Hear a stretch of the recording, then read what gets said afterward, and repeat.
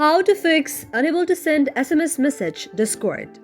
If any day you are unable to send your SMS message in Discord, just follow the following steps. First of all, you have to search Discord on your very mobile device. In order to do so, you have to go to the search option and search Discord out there. After that, you have to tap on Discord for a while. After tapping on Discord for a while, you can see an interface like this. Now you have to go to the option of app information and tap on app information. After you tap on app information, you can see an interface like this. This is the interface of app information.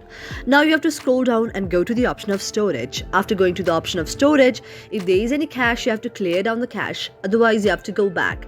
After going back, you have to go to the option of notification. After going on notification, you have to check whether allow notification has been enabled or not. And after enabling allow notification, you also need to enable allow sound and vibration. And then you have to go back. After going back, you have to go to the option of permissions. After going to the option of permission, you have to check whether music and audio, notification, photos and videos have been allowed or not. You also need to allow the camera there by clicking on allow on only while using the app, and again you have to go back, and you have to also allow the contacts by tapping on allow. Again, you have to go back. After going back, you also need to allow the microphone out there, going on allow only while using the app. Again, you have to go back, and you also need to allow the nearby devices, and this way all the permission needs to be allowed.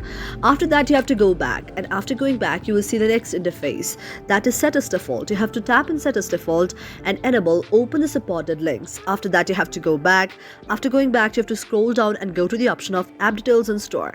After you tap on app details and store, the very application will be opened in the Google Play Store, and if you see the update option out there, you have to update your very application, and this way your problem will be solved. Thank you for watching our video, and if you really liked our video, do not forget to subscribe our channel.